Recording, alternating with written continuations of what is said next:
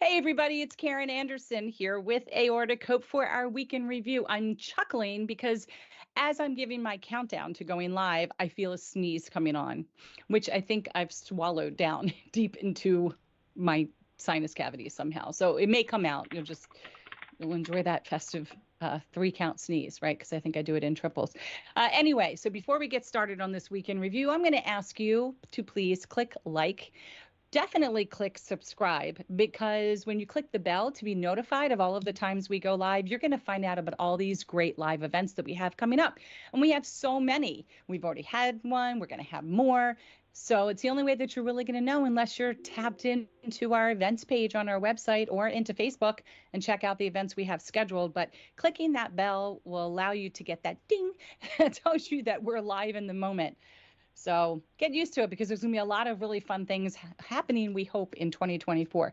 But the weekend review basically goes over all of the posts that we put up across our social media for the week prior. It's really for those people that are just not on Facebook, which surprisingly to some of you is actually a lot of people. And it gives you, the listeners, the viewers, an opportunity to kind of express your opinions, your experiences, and maybe even banter with me, and then we give away something sometimes. It's kind of like the lottery. You got to play to win.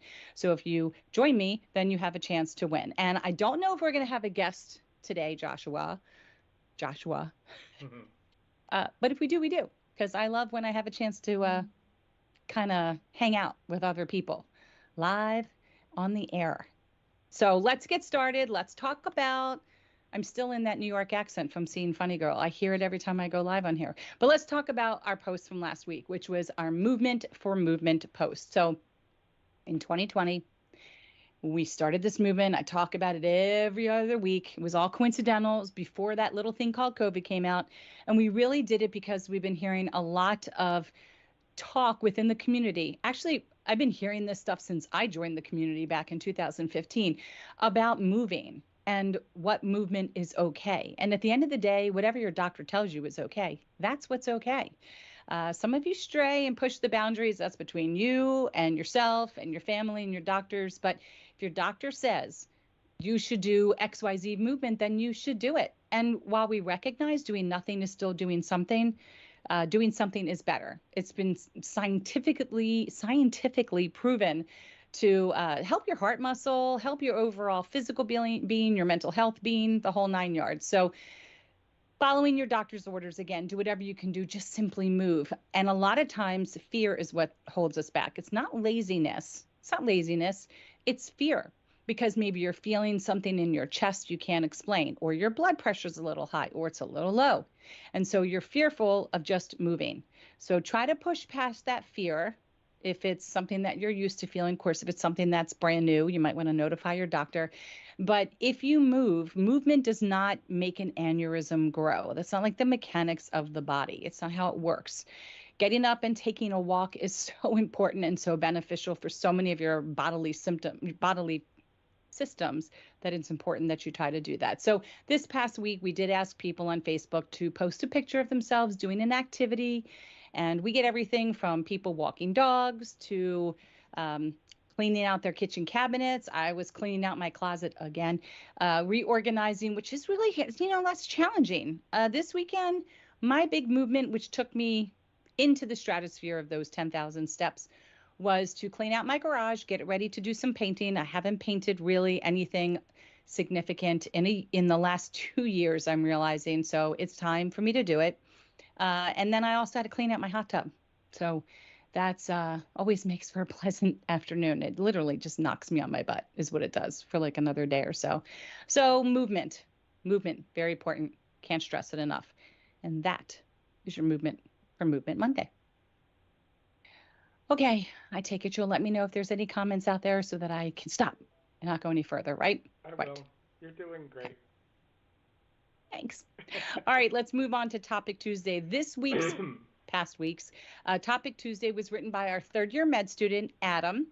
And so he's really hoping that you're all enjoying your beautiful autumn walks, indulging in a nice pumpkin latte decaf, getting those every now and then, here and there. All right, so as the season changes, depending on where you live, you might actually be experiencing some cooler days and nights right about now.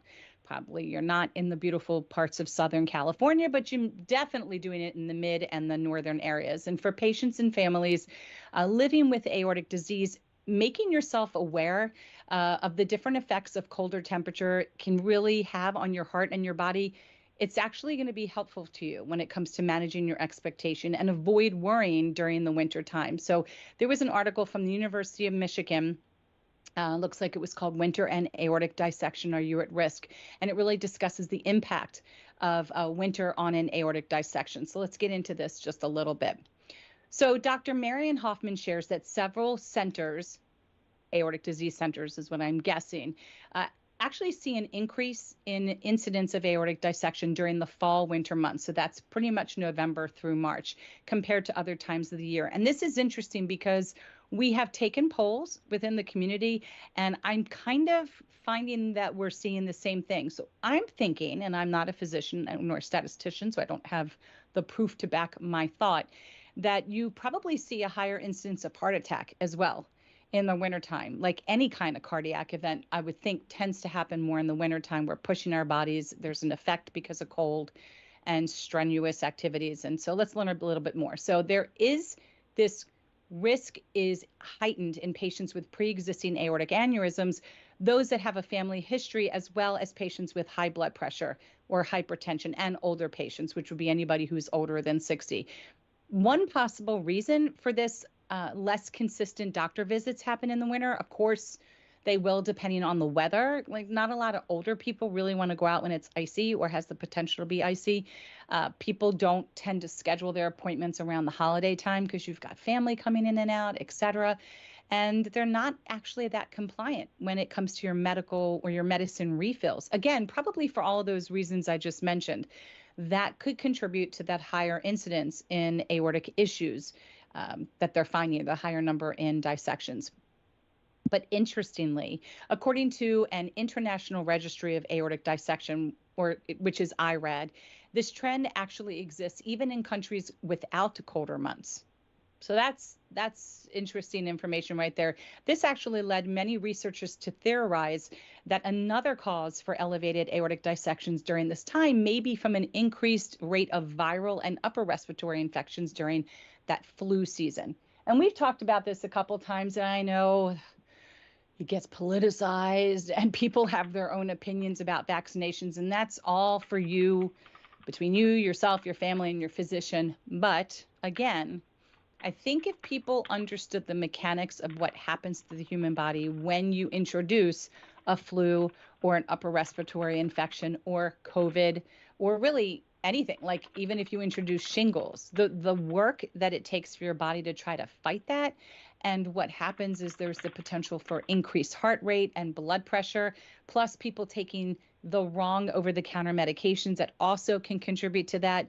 It might be helpful to consider with your physician taking a vaccine if you're able to, because what vaccines will do is not eliminate that you may get it. It will potentially lessen the adverse effects of having one of these flu-like issues. So just something to think about.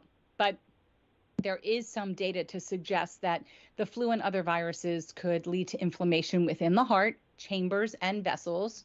So something I was just mentioning, and I'm not a physician or med student, including the aorta. So again, the inflammation could adversely affect these parts. And this can cause negative effects on the stability of the heart and the aorta, which could lead to a dissection. Just things to think about, okay? For this reason, Dr. Hoffman says she recommends all aortic disease patients to embrace and keep healthy habits around the holiday time, such as avoid tobacco products, keep up with your medication, taking them at the same time every single day, routinely go in to have your blood pressure checks, and make sure to keep up with your doctor appointments. Patients also should consider getting your annual flu shot. Okay, and it has been shown to help improve the systems and rates of serious adverse effects from the flu in patients that have heart disease or heart conditions. Depending on your condition, certain wintertime activities should also be avoided. This would include heavy lifting, snow shoveling. It's such a no-no. No snow shoveling.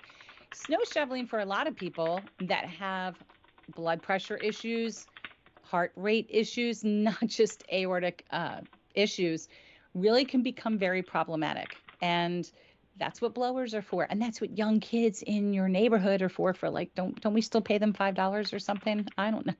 A young kid loves to shovel snow and get money to go buy a game online or something.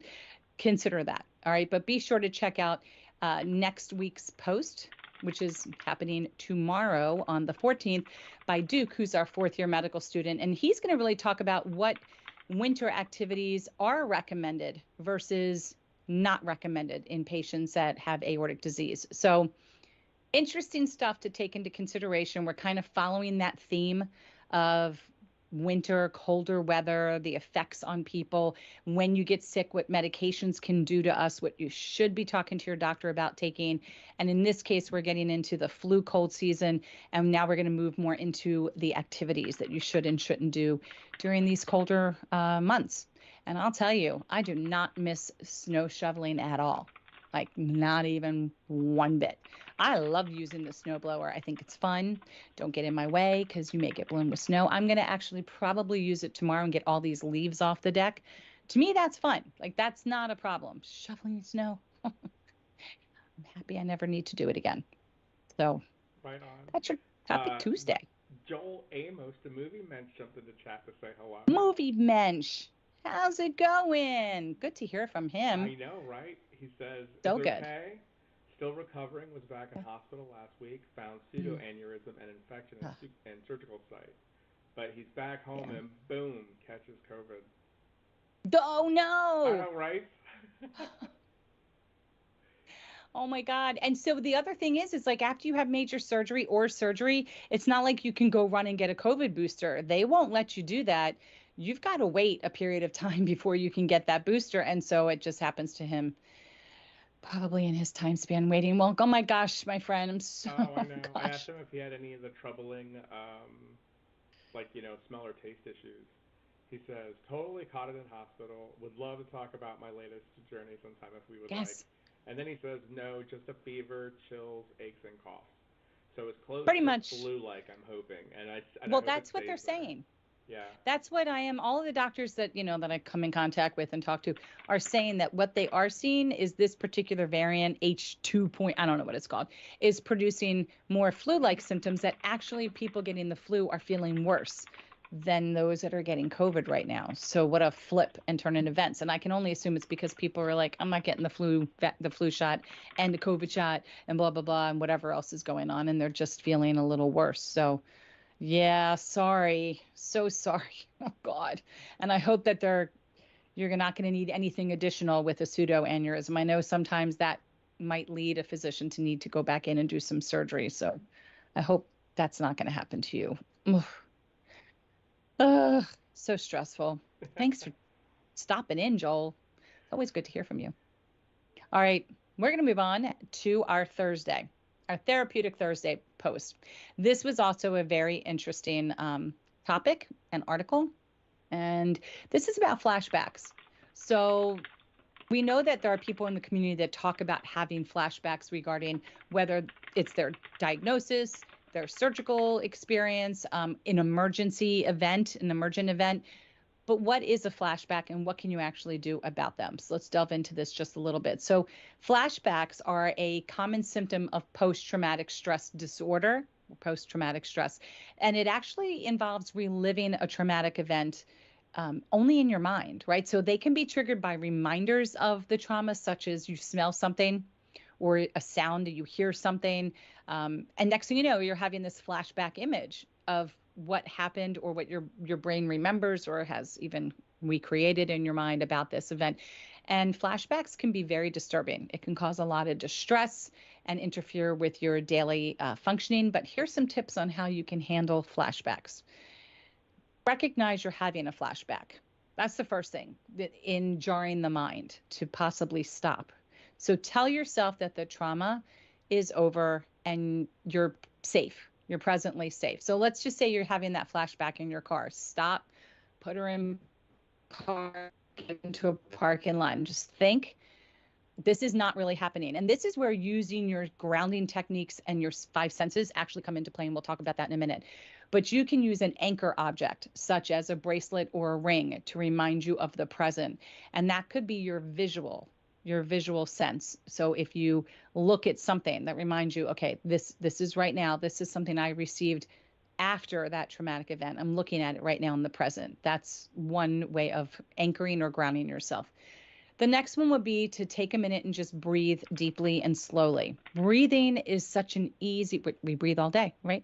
It's such an easy way to kind of just take a minute and live with a different perspective in the moment. It can help calm your nervous system, reduce any physical sensations you're experiencing from the flashback. It could be a racing heart, other types of anxiety, sweating, even trembling. So if you just take a minute and breathe, even if you can count to 4 as you breathe in and out, that will also hopefully have an immediate impact on what it is that you're feeling and experiencing. But use these grounding techniques to kind of reconnect with your surroundings. For example, if you can name, this is where we're talking about the senses, 5 things you see out loud, 4 things you can touch, 3 things you can hear, 2 that you can smell, and maybe 1 that you can taste. By the time you even get halfway through, that moment should have dissipated or be long gone, because it's a distraction for the mind. It makes your mind and your brain function in a different area. It gives it a task to do. Now, I know that for some that 5, 4, 3, 2, 1 actually works. I just go for it, 1 of each. So I personally like to just find the thing I can touch, even if it's turn up the air and I feel it on my face. And then I do always have an air deodorizer or freshener in the car, one that I can easily spray, or one that when I turn up the air will increase the smell. So that handles that sense. And just touching the buttons handles touch. I also like to rub over my eyebrows. Some people like to do tapping. I like to rub. So that handles touch. I always have a pack of gum for especially moments like this. I can just pop that in, or I just try to see if there's any kind of taste, good, better, and different that might be in my mouth. And then hearing. So you can hear the sound of the air coming out of the vent, and you can hear things that are going on around you. So when you start focusing on that, usually the moment has, that moment of a flashback usually is already gone. And that's when breathing for me is really helpful in trying to reset my mind a little bit. It's also important to focus on sensations in your body. It's called like a body scan. You can do it laying down, you can do it sitting up, you can do it standing up.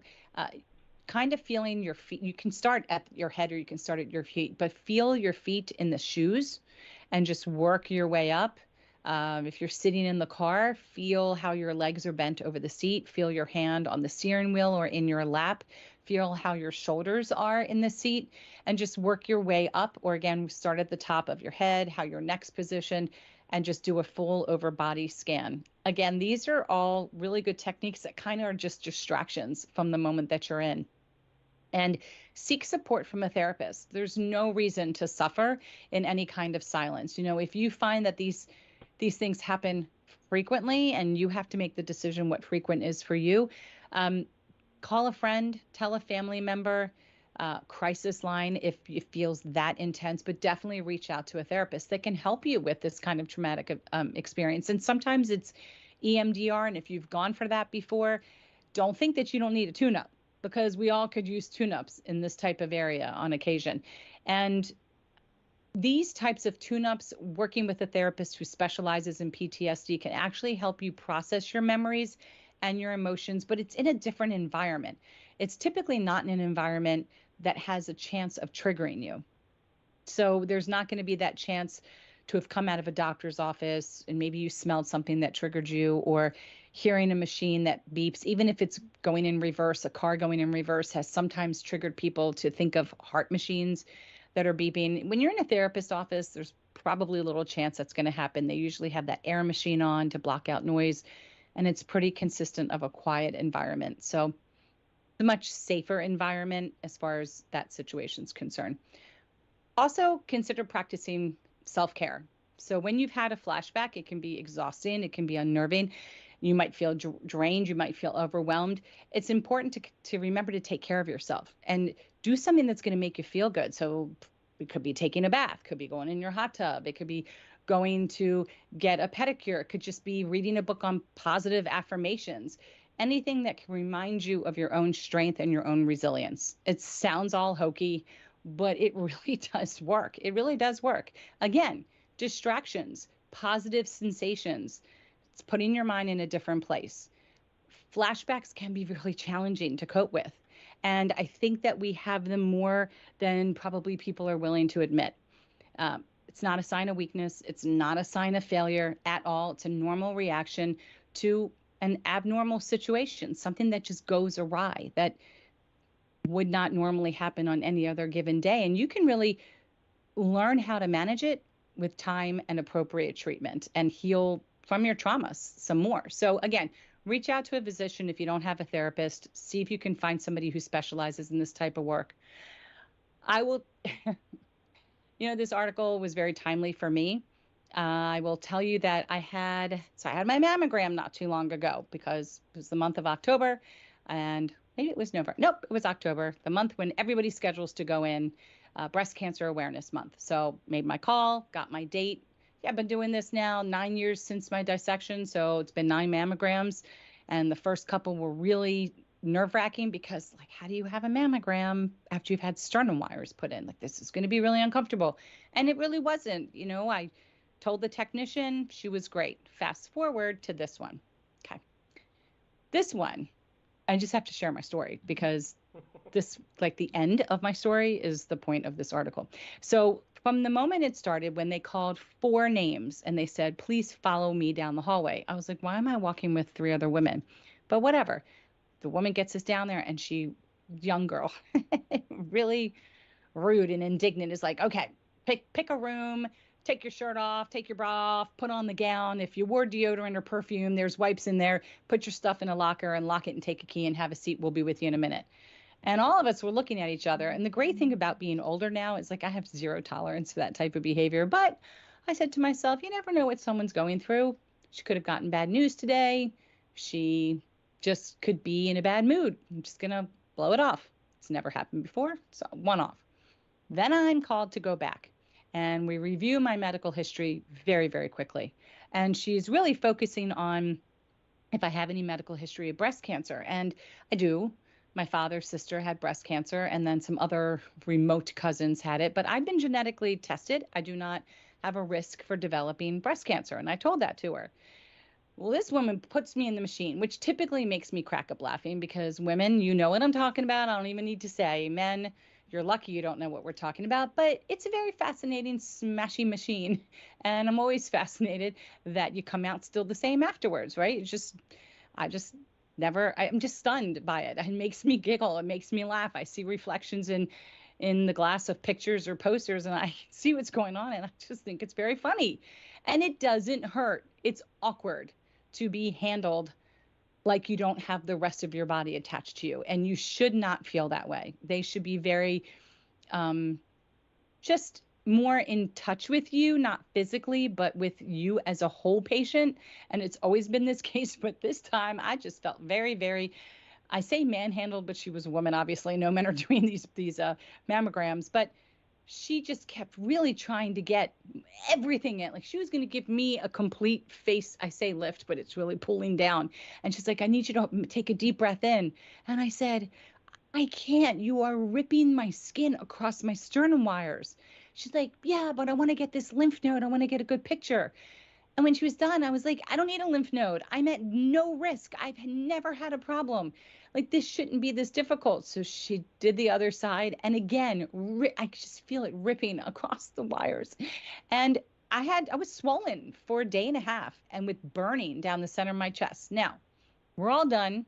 And everybody, it's no secret, I have a colostomy bag. And I had to, the machine was too low, so I had to keep my hand over it so it wouldn't get caught in the machine. And when we're all done, she's like, do you mind me asking why you have a colostomy? Well, she already asked. So I told her it was a complication of Crohn's disease. And she's like, wow, you really are a mess, but you have really good coloring. And I just stood there. Like, did she just really tell me I look like a complete mess, but I have good coloring? And I went and got dressed. And I was so upset. and felt like I just needed to go home and Brillo pad my whole body. And I found out that she was rushing me through because she wanted to go and put her order in with her colleagues for lunch. And when I got to the car, because I did not expect pain, so something out of my control happened. And because of that, I didn't advocate for myself, which could not set me off any worse. I couldn't remember how to get home. We're talking about a facility that is a mile and a half from my house. And so there's two roads, and I'm on a cross street that connects the two. So I could go left or I could go right out of this building and turn down either of these roads to get towards my house. And I couldn't remember where I lived. And I started freaking out because that creates more anxiety that I'm having anxiety. And I had a quick little cry, and I quickly put on the AC and did everything I just described to you. And what I got to was, all right, I'm just going to go for it. I know I need to head that direction. I'll get there. Eventually I'll calm down and I'll get there. And of course I did. And I did call and I did complain. And I did remind them that they were going to change the life of somebody, if not more than one person today, for the rest of their entire life, with the bad news that they're going to uncover, that they need to be kinder and more gentler to people, that we are humans and some have PTSD and they may not know. But at the end of the day, you don't want women to fear going to get a mammogram. You want them all to come in and get a mammogram because it's so benign. It's so stupid. But to treat us like cattle and manhandle us, I hate saying that word, but to handle us with such disregard, that's what it is unacceptable. I don't care what anybody's going through in their day. It's my body that you're slapping on a table and you're hurting me. And then I, had my pity party that I didn't speak up for myself. But after that, I've already shared with you guys, I had a CAT scan like a couple of weeks ago and then developed this hellacious rash to it. After those two events, I started having flashbacks, not sleeping well at night, a lot of irritability. So I did call my EMDR therapist, whom I've interviewed here before. I haven't had an appointment with her in a few years, and I just walked in there, saw her, and I just said, I'm failing. I'm like losing this battle on flashbacks and triggers. And I told her everything that happened. And, we both agree that things that are out of my control trigger me, 100% trigger me. And she said, but Karen, you've had a lifetime. How much of your life has really ever been in control? Yeah, I've had a lot of health issues. As I say, I was born with bad genes, and I'm not talking about the genes you put your legs in. And I said, yeah, you would think that I would just be used to surprises, but I'm not, and I don't like them. I don't like them at all. So we had 2 sessions where we talked about it, just kind of getting our thoughts aligned. And we're going to start EMDR on, Thursday. So we will be beginning with our paddles again and putting myself into an awake REM stage, thinking about all these things and just assigning more appropriate emotions that won't leave me with horrible insomnia and nightmares and irritability, and just recognize it for what it is and kind of re-strengthen and redevelop the grounding techniques. And my voice, got to find the voice again. So, I'm no different than any of you watching. I have a lot of answers, but I tend to not implement them for myself at those key critical moments. So yeah, I got to go back in. I got to find this voice, not underneath of duress. I need to find it ahead of time. And so this article really, really, really, really struck me and will be in my mind moving forward, as a point of reference in case that flashback happens to me. So I hope that it was as helpful for all of you as it was for me. And that's my story, and I'm sticking with it. That's Therapeutic Thursday. Okay. Take some cleansing breaths. I know, all right. That soapbox is tall. Hey, when there's nobody here with me, I could just talk for hours. You think I should just have my own conversations with Karen show? 2024. I like standing on a soapbox because I know I'm saying things that other people go through that nobody ever wants to talk about. Let's talk about this crazy crap, right? Let's just talk about it. Makes me feel powerful and supercharged. Boom, boom. Was that the same facility that you normally go get your work done in? Yeah. And they're just quadrupling up on the appointments? Oh my gosh, like get him in, get him out. It's funny because I actually said to her, why haven't they created a bed so women can just lay in the bed, put her body parts in, and then they smash from the top and the bottom, and it'll be even funnier. She's like, I don't even have time to think about that because I just got to get you in, get it on the table, take the pictures, and get you out and move on to the next one. And I was like, oh, damn, she's not very conversational with me today. And it was just rude. And when I called and complained, she goes, well, I hope this won't dissuade you from having a mammogram. I said, I'm disappointed, but I'm not stupid. Of course, I'm going to have my mammograms. And if you ever treat me like that again, I will take my business to another facility. I'm ready to drive farther to give myself the most acceptable experience, the most comfortable experience. Not dumb. Of course, I'm going to have mammograms. It's so silly. But I'm not going to let you guys touch me. I'm a person. You can't do that to me. No. No. All right. Moving on. Feel Good Friday. Feel Good Friday. Good Friday. We're going to feel good. Having a scheduled surgery. Okay. Scheduled is going to be planning to have an aneurysm taken care of or a valve taken care of or whatever the case may be. But if you have an opportunity to have it be elective, all right, it leads to better outcomes. Typically leads to much better outcomes because everybody's better prepared. You're better prepared. You've got everything in place. You've got the family ready to update everybody. You've got all your checks and balances. The doctors have studied your case. They've had a great meal. They got good sleep, right? It yields to potentially better outcomes.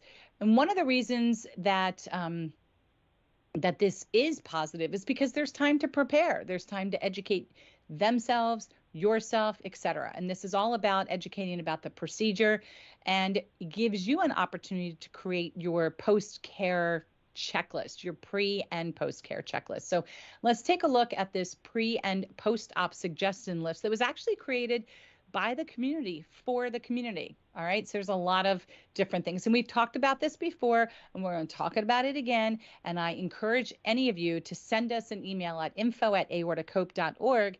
If we're missing things off this list, look, this list was driven by you, created by you, meant for you. I'm sure there's going to be new things that we should add to the list. So please just let us know. All right. Some of the questions, thoughts, items, random, of things that you should be thinking about before and after surgery. So it is strongly recommended that you have a loved one or a friend with you during your consultation or at your pre-op appointment. I also say have it there for your post-op appointment. And the reason is because you need an extra set of ears. You might be scared, you might be emotional, you could be tired, you could be brain wandering. Have that extra set of ears there to take notes so that you can review them at a later time. All right. You might not even retain the information that you're hearing. Also, another person that cares about you being present during these appointments, they might actually come up with some additional questions or have some concerns that you didn't even think about. So it can only benefit you to have somebody else. All right. Make a list of topics of questions that you want to discuss with your physician during that pre-op appointment and things you want to ask your surgeon. So here are some suggestions of the questions. How many hours do you think surgery is going to last? That's important. You want to have an expectation. How long do you think you're going to actually be in the hospital? Is it a day? Is it 3 days? Could it be 5? Could it be 10? What would be the scenario that would keep me in the longest? What would be maybe those complications? I just thought of that just now. What is the exact procedure that you're doing? Review that again. Okay. Have them draw you a diagram so that everybody's on the same page and understands what's going to be happening to you. Are you replacing my valve? Let's make sure we're on the same page with what type of valve. Discuss the benefits. We've already gone through that here online, but talk about the benefits of a different type of valve. Make sure that you've made all these correct decisions for you. What can you expect when you wake up? This is a big question that people ask the community. Am I going to be able to breathe? Am I going to know that there's a breathing tube in? Is this like other surgeries where I wake up and it's already out? Is my throat going to be sore because there was a breathing tube? For some of you, having all of these questions answered puts you in a much calmer, in control place. And it makes a difference to your psyche. For others, you may just not want to know. And whatever works for you. This is strictly a list of suggestions. Pain management. Regardless if you want to know, this is one that I highly recommend that you have your pain management plan ready to go. And I recommend this for a variety of reasons. Some doctors have a PCA, patient controlled, I can't remember the A, but I think it's in this list, where you can push the button and administer your own pain medication. You can push the button 10 times in a row. It's only going to work after the first push. So it doesn't matter. You're not going to overdose by pushing your button 50 times. You're only going to get the one dose. It's not going to work until time-wise you're eligible for the next dose. But are you going to have that? Are you going to have an epidural and literally feel nothing? And if that's the case, when it starts to wear off, will you have some type of pain management plan in place? Like how does that work? That's just important. Also, in a post-COVID era, can a loved one spend the night? If you're in the ICU, they cannot spend the night. That we already know. The ICU is typically 2 patients for 1 nurse, and there is just not the room for somebody to spend the night in there. It's your time for quiet time. It's important that when those visiting hours are done, you are there. You need anything, hit the button, because your nurse will be right there, or your tech. This is your time to heal and recover. If you get moved to a step-down unit, yeah, there may be a chance that a loved one can spend the night.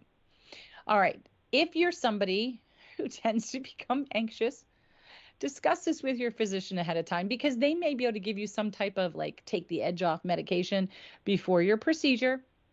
Maybe a little Ativan. I know that stuff can go a long way if that's something that you're really into, but if you're really nervous, ask for it.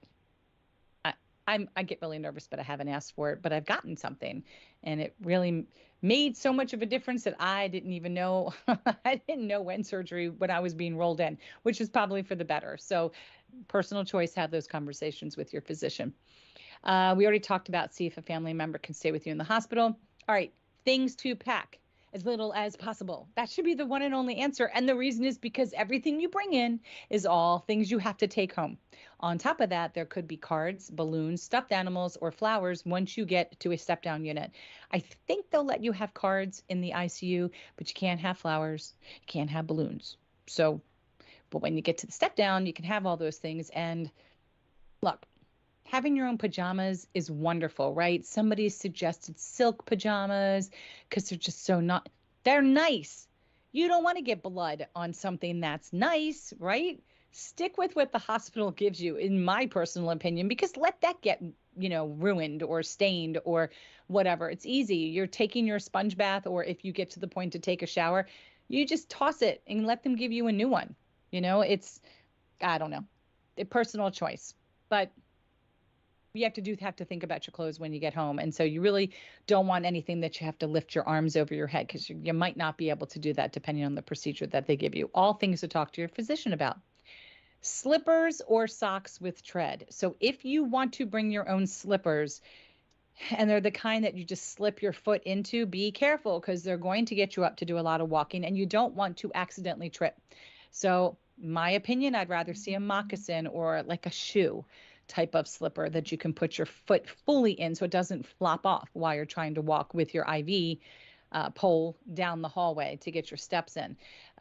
If you like them because they're nicer than what the hospital gives you, because they will put treaded socks on you, then do it. If it's going to make you feel better, think of home, they're plusher, they're whatever, then bring a pair of socks. Women, don't worry about a bra. If you're going to have open heart surgery, there's a lot of hospitals, when you wake up, you will have a front closure bra.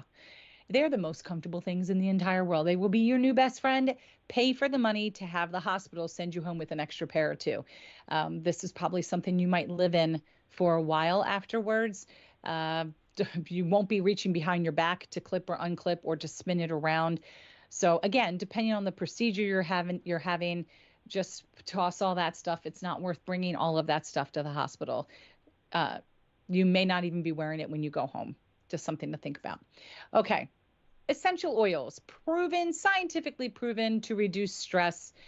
They're very, when you go to the spa and you smell those smells, they are very calming. This has been around for a very long time. So if you like lavender or chamomile, rose, frankincense, you might want to bring a little thing of essential oils. It'll promote relaxation, but definitely talk to your surgeon. If you're going to share a room with somebody, don't bring it, because they may be highly allergic. It may induce migraines for them, but more than likely you'll have your own room. And some hospitals actually give aromatherapy. I've been in a hospital that there was aromatherapy there for me because they know that they work. We're going to talk about this one in a minute, but there's one particular aromatherapy scent, and that would be peppermint.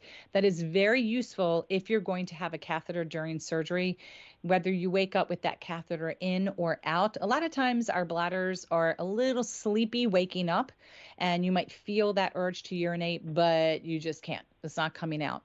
So if you drop a couple drops of peppermint oil into the toilet, which allows you to smell the vapors, or the scent, or if you bring Altoids and just smell it, or even toothpaste, bring your own toothpaste and you smell it, it tends to relax the muscles and relaxes the bladder even more. And then a lot of people just urinate and they don't need to be recathed. Something to think about. All right, when it comes to packing toiletries, your hospitals are going to give you everything. I do not like wet roll-on deodorant. I like my stick. So I like to pack my own, especially if I've had time to prepare. I like to have my own toothbrush. I like to have my own toothpaste. But if you forget or you don't want to pack anything, the hospital will provide everything to you, including a razor if a man wants to shave or whatever the case may be. But bring the products if there's something that is near and dear to you, or if you have allergies or anything like that. Bring whatever's going to make you comfortable. The more you have familiar tastes or smells or things, it might actually help with your recovery. All right, so some people shower and others never do when they're in the hospital. I don't know. I don't know what that's about. It happens, it doesn't happen. There's time, there isn't time. I don't know. But they're going to give you a shampoo that kind of washes your hair and your whole body.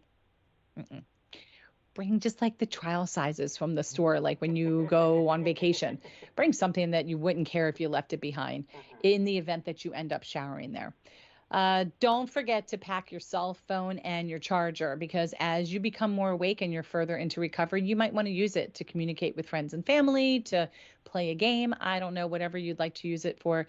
If you don't want to, then don't. It's, again, recovery is a very personal time for you to do just that, just recover. And maybe you need a little break from all the, electronics, and that's fine too. We talked about whatever you bring to the hospital, you have to bring home. So bring sparingly some things. Accept visitors. I highly recommend, if you can have a visitor, to have one.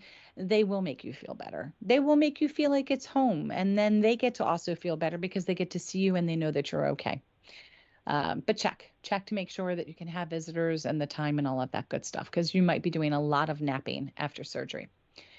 Don't tough it out when it comes to pain. Mm-mm.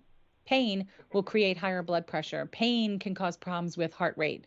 Pain can cause a lot of problems. So if you're feeling pain and it's not under control, push the button and let your nurse know. If you have, there it is, the PCA, patient-controlled analgesia, if I'm pronouncing it right, you can push it as often as you like. It won't administer more medication than what is safe or earlier or whatever. For patients who aren't giving the PCA, don't hesitate hitting the call button, because remember, in the ICU, as I mentioned, it's typically a 2-to-1 ratio, 2 patients, 1 nurse. So they can't help you if they don't know you're hurting. And we all know that the change of shifts happen. You don't want to wait for that, because then you might be waiting a really long time. So stay on top of it. Stay ahead of the curve when it comes to pain.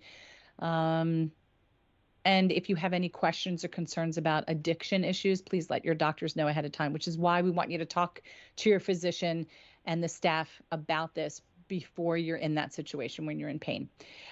Get up or sit or walk whenever you can. Push the button, let them know, I want to go take a walk. Talk to your doctor about what day they're going to be expecting you to walk. What day will they have you meet with PT or OT if they do? Movement is always good for you. We talk about this all the time, and it's necessary to pass certain movements in order to be discharged. So you could talk about that as well. This one's a little controversial. If you're going to have open heart surgery, or if you've had a dissection, it has been recommended that your loved one or friend take a picture of you, if they can, before or after. And I think sometimes that's because we don't really have a very good memory of what happens in the hospital, and it really is bothersome to some people. They want to have some kind of record to see how they're doing in their recovery. So to have that picture, sometimes very helpful. For myself, it just happened. I didn't even give it any thought until we started creating this list. And again, I recognize a lot of people felt the same way.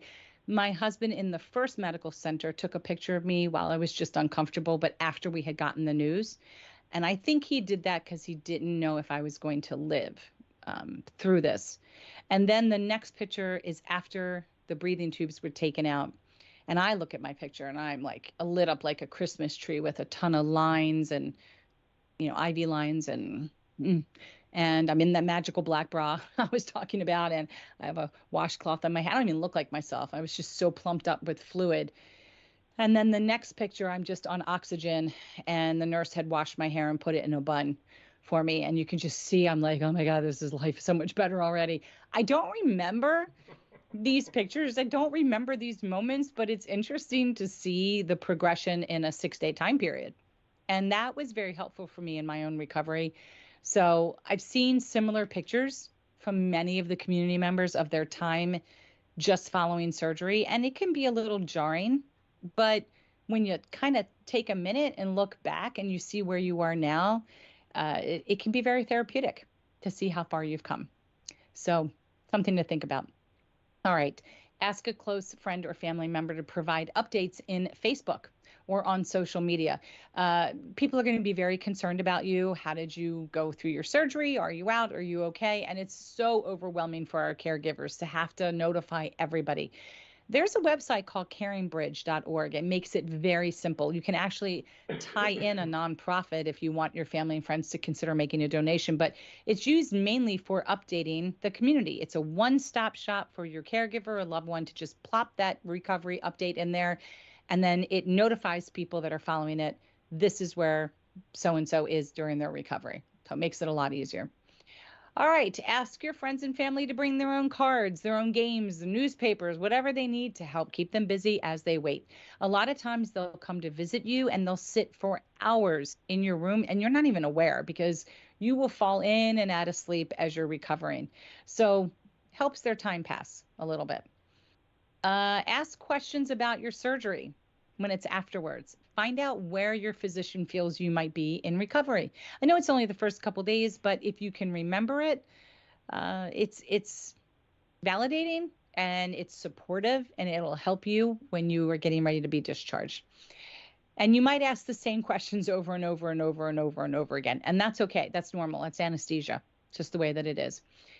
Open heart surgery equals crying. It equals the blues. It just does. It tends to happen more for men. But if you're sitting there and you're watching a Lifetime movie around the holidays and you're crying your brains out, or you see a commercial with a puppy or an elephant or a kitten, it's okay. Cry. It's very normal. It only lasts for a few weeks. We have somebody joining us right now. Am I excited at the sound? The bell? The bell just rang. Who's with us? Jenny. Hey, Jenny. Yeah. All right. You are in with us as we're wrapping up our week in review. We're just talking about some of the tips that we tell everybody in the community prior to or post-op. So you can give us some of your thoughts about that. All right, so we're up to number 14. We just talked about peppermint. I don't know if you've ever heard about this. I will bring this back up again, but peppermint can actually help relax your muscles, which will help encourage urination. Did you know that? It does. It works. I had no idea. It does. You know, the first time I was told about this, I had just had my C-section and they had uncathed me and they were waiting and waiting and it was hours and hours. And I was like, someone needs to recath me. I've got to go and it won't come out. And the nurse came in the bathroom and said, give me a second. And she dropped a couple drops of peppermint. She goes, go back in and try to go. And it was like instant. I smelled it and it just came right out. And I make sure that for all of my surgeries, and I've had a lot, that I always have Altoids or my own very strong toothpaste, and just smell it, and it just comes right out. So that's an interesting one. All right, this is another really important one. Sometimes when you've had surgery, your potassium or magnesium will drop, and if you need to have potassium, please tell the nursing staff to give it to you with saline. That should be a given, but I know people that have gotten it without saline, and to give you a slow drip. Don't turn it up because potassium burns terribly in the IV. just does. It's the mechanics of potassium. So if you have to have it via IV, it's important to tell somebody to do it slow. There is a liquid form. It's disgusting. It's red. It's very salty. And then there's also a big, huge pill. So there are options to bringing in the potassium if you need to have it. But there's nothing wrong with taking in potassium in an IV slowly because you're going to be there for a while. You might as well take it slowly and, not cause as much trauma on your vein. So nurses are amazing. They are, but there are occasions where we're not meshing with them. They may be having a bad day. They just might not like you. They may find you're needy. Maybe they just don't feel like working that day. It could be anything. It's okay. Call the charge nurse and tell them that you need to switch, that this particular nurse is just not working for you. This is your recovery. You do not want to hinder it at all. And nobody will know. It's not like they're going to be like, oh, patient in 12C hates you. They're just going to make a shift change. That's all. And just move people around. Nobody ever really knows why. But if it's to your benefit, advocate for yourself. Find out if your doctor is going to prescribe cardiac rehab. We all know that a lot of times if you do not have your valve touched, they will not prescribe cardiac rehab, because they only tend to do that if it involves the heart. And the valve is part of the heart and the aorta is not. So find out. And if they are not able to push through cardiac rehab with your insurance, then ask for physical therapy. And the reason is because a doctor of physical therapy has experience with this and will not only be able to teach you grounding techniques and breathing techniques, they'll be able to teach you how to hold up your posture when you can't arch your back, when you can't reach. They will help you build confidence and stamina. It will not be exactly like cardiac rehab with a running EKG, a heart monitor, but they will know to take your blood pressure before, during, and after any movements that you eventually do and report them back to your cardiologist. So I think it's a good thing to start, especially if you can't do cardiac rehab. Some survivors report having sore arms or shoulders due to positioning during surgery. This surgery can last a long time. And if you are feeling soreness especially in your right shoulder, then you might want to talk to your doctor about getting physical therapy and starting movement on that so you avoid a frozen shoulder. Okay, mental health.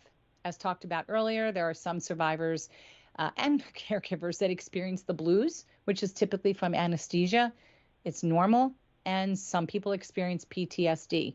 So if you're having nightmares, insomnia, change of personality, if this is lasting weeks and weeks, you really don't want to hesitate to call somebody. Let your clinical social worker know in the hospital, let your physician know, reach out to a therapist.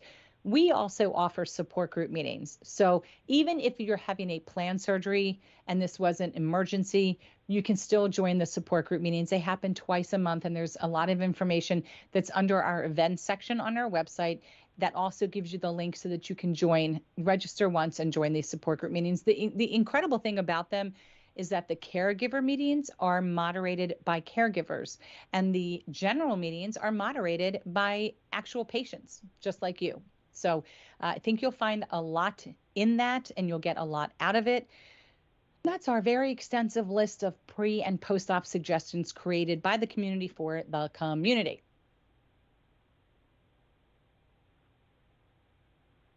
Jenny's not amused by my dancing and my entertainment. That's okay. We're going to go on to Survivor Series. All right. This week's Survivor Series, we are featuring Amber Williams. And the other interesting thing about Amber, because we're getting ready to announce this, is she's going to be volunteering with us, helping with our social media as far as tweeting and Instagram. She's also going to help with some of my Movement for Movement Monday posts. She's a very active person physically. She's also a type A, type B aortic dissection survivor. And along with her husband and caregiver, Zach, they go into her story on this Survivor Series. So Amber, an avid runner with a very energetic spirit, she actually shares her story, which began only 6 months ago. I mean, she's only 6 months into her experience and her recovery. She receives incredible love and support from her husband, Zach. They really make a very beautiful team. If you want to hear about her story and how this impacted her and what her experience was like, you need to click the link and you need to check it out. And one of the things that's interesting about Amber is because she has such a younger age, she was not able to participate in the exercise study and research that we've heard that's been going around they wouldn't accept her. So she's still kind of feeling out where her limitations and her restrictions are, if any. So it's very interesting to know how many marathons and runs that she has placed in and she's taken part in, and to learn a little bit more about how this has actually impacted her. Separate from that, we would love to hear your story. We would love for you to share your story of survival. It'll not only be therapeutic for you, but it'll be impactful for somebody else and very validating. It may actually give them a moment to create some questions to take back to their own physician. And you can do it in a variety of ways. You can submit your story in written form. You can do a pre-recorded video, or you can go live like I am right now. You just won't have any guests jumping in and out of frame like Jenny is. But you can go live and answer questions from the community. And at the end of the day, we would love you to share your story. So that was our Survivor Series Saturday post. All right, we're wrapping it up. We're getting to the end here. 'Tis best charity gift giving. This was our Sunday post. So the holiday season almost here. It's really creeping around the corner, especially if you celebrate Hanukkah. You're talking about 4 weeks away before that season starts. If you're thinking about gift ideas, this could be one of them. This could be a great gift idea. This is a gift that's very memorable, meaningful. You're cracking me up. And it actually makes the world a better place. I can't with you right now. All right. Join us in the movement to redefine giving with 'Tis Best charity gift card. So you basically get to choose the gift card. You get to choose the amount, and your loved ones can pay it forward to their favorite charity like us. So you basically, let's say I wanted to give Jenny a $50 gift card. I can give her a gift card. I can choose the picture on the front. I can create it myself. And all Jenny has to do is choose what nonprofit she wants to give it to. So it's not a gift card that she can say, well, instead, I think I'd like to go to Amazon. Nope, she has to choose a nonprofit that she wants to give it to, but I'm giving her the means to be able to make that donation. So it's really, I think it's a wonderful concept. But you get to pick out a plastic card to actually mail to somebody, or have a digital gift card mailed to your recipient. And they can actually, or you can just instantly download it and print it and hand it to them that way. So you can design it, like I mentioned, put a favorite picture of their place, their pet, their whatever, holiday specific greeting, put an inspirational quote, design your own completely, and choose whatever amount you want, $10 being minimum and up, and you can add a message on it as well. So, and you can choose up to 3 charities that this person will have. Like, you can also say, I'm giving you 3 charities in the aortic world that you can donate this gift card to. Pick whichever one you want. You can split it up and give some to each one. So it's a very cool gift. It's a way of paying it forward. And we'd love for you to participate and choose Aortic Hope as your charity. And no, I'm not sending you a gift card unless you're my Secret Santa. Come on. I'll give back to Aortic Hope. Be so exciting. Thanks. That's all right, what everyone should do. That's right, right? All right, a couple things I just wanted to share with the community really quickly. Look at this. These are our seatbelt covers and our aortic disease awareness magnet. These seatbelt covers are really great because you can choose between black, yellow, or red. It already has the symbol that is accepted within the emergency medical community. And there's so many different sayings you can choose from. We also have some already in French, and we can also do Spanish. So you have your choice of abdominal aortic aneurysm, thoracic aneurysm, aortic dissection, Marfan syndrome, Loeys-Dietz syndrome, vascular Ehlers-Danlos, and medical alert, just your general medical alert. So for those of you that are watching and you have somebody in your family or friends that has could be potentially dire urgent medical condition and it's not listed there, just choose medical alert. I will say that we are going to be adding pacemakers and blood thinners to our collection as well. Okay, we hear you. We've had it suggested. We're going to make it happen. We'll be adding that to our order form, and we will be doing a relaunch of this because did you know this doesn't only have to be for your seatbelt? Those bike riders can put it on their bike. There are people who go running and they have like a strap on a fanny pack or on your backpack. It can go there as well. It can go in a leash when you're walking your dog. So this product is very versatile, and it's Velcro, so you can make it tighter or looser depending on what you're wrapping it around. So that's the first thing I wanted to talk about. And I wanted to re-mention again Aortic Disease, the Patient Guide. This book, which is out now and being snagged by tons of people, has a free download. You can just click the link on our main page on resources on Hope Shops and click any, you just read the words in here. But you can have a free download. You can get 1 copy per household. We are asking that you cover the $10 shipping and handling, but we have received some generous donations that are kind of covering it. So this is your opportunity to get a free one.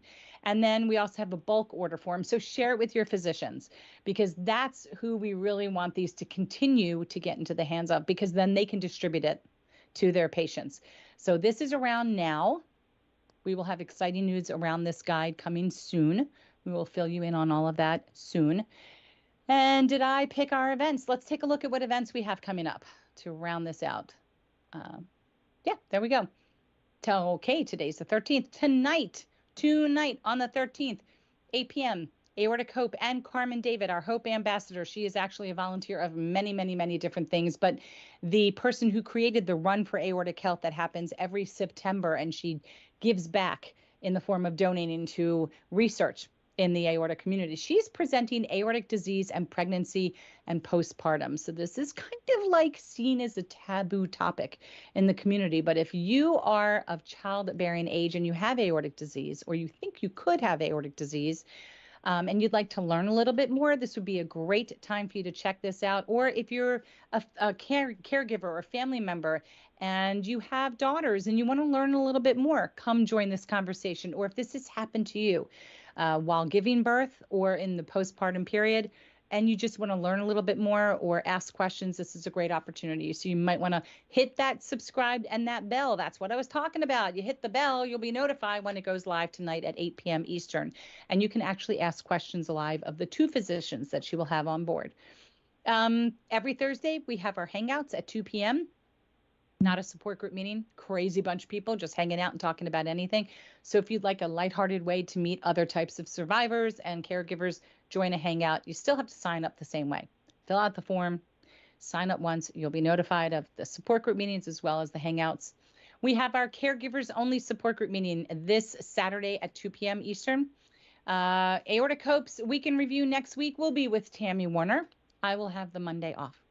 So she will be handling that with you. And then we round out the virtual support group meeting at the end of the month with a special guest, an appearance by Dr. Ben Udelman. In addition, which I have not added yet, on the 29th of November, we will be going live at 3 p.m. Eastern with Dr. Udelman and Gareth Owens of Aortic Dissection Awareness, the UK and Ireland group.